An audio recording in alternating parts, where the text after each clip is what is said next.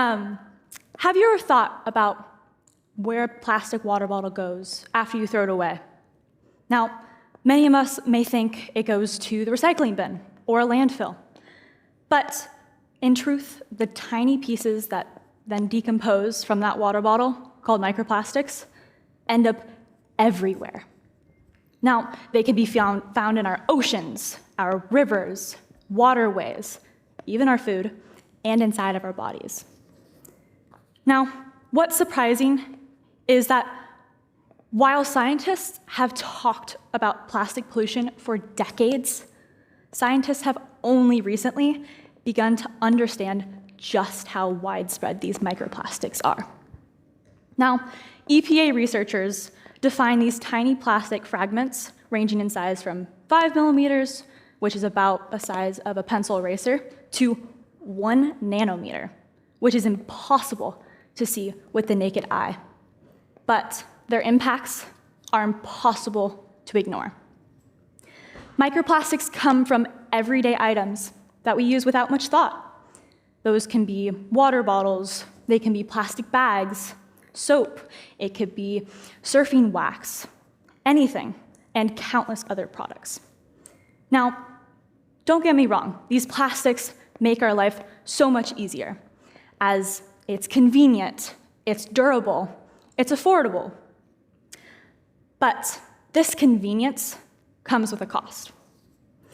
Plastic waste finds its way into our waterways, where it then harms marine life, damages the ecosystems, and then eventually enters into our plates. Now, our ocean faces various other problems, and luckily, the ocean acts as the Earth's largest natural sponge, where it absorbs a significant portion of carbon dioxide that we produce into our atmosphere. This helps then slow climate change, but it also changes its chemistry in our seawaters. As more carbon dioxide is absorbed, the ocean becomes more acidic, making it harder for our ecosystems and marine life to strive and be able to survive helpful. Now, I get this can be overwhelming, but here's the good news. Nature has already provided the most powerful climate solution on the planet, and it's called blue carbon. Now, blue carbon ecosystems can include mangrove forests, seagrass meadows, salt marshes, oyster reefs, and all of these things act as underwater forests. They capture carbon dioxide from the atmosphere and hide it away in their plants and sediments for decades. Now, NOAA, the National Oceanic and Atmospheric Administration, these scientists describe these natural storages as carbon sinks. Now, here's a fun fact. According to NOAA's Coastal Blue Carbon Guide, although blue carbon ecosystems cover less than 2% of the ocean floor, they can store up to 10 times faster than many of these forests on land.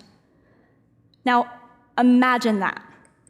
These small ecosystems are making such an impressive impact. But these ecosystems do so much more than just store carbon. They improve water quality, they provide homes for some of our favorite sea creatures, like fish, crabs, dolphins, and countless other species.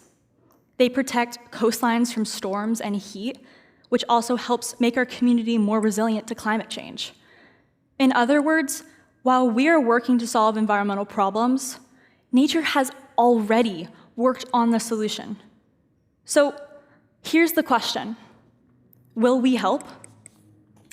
Each of us have the ability to make a difference where we can reduce, reuse, and recycle.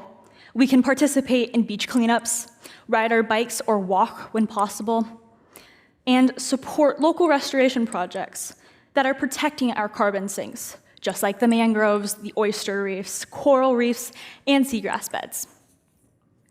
Now, these actions may seem small, but together, they create lasting change. As environmental scientists from the ones from WHOI, They continue to study microplastics, where they are discovering that these particles aren't just affecting people, but they are also harming the smallest organisms in our ocean. Now, this means protecting our oceans isn't just about saving the sea turtles or the dolphins, although those are amazing animals, but rather about protecting the systems that make life on Earth possible. I believe that our generation has an incredibly important opportunity to be a part of the solution rather than the problem. Now, the United Nations Sustainable Development Goals 4, 13, 14, and 15 remind us that they are all connected. Every conversation we have, every cleanup we join, every restoration project we support, and every sustainable choice we make helps move us in the right direction to a healthier planet. Because the future of our oceans isn't someone else's responsibility, it's ours. And together, one action at a time, we can help nature continue to thrive. Thank you so much.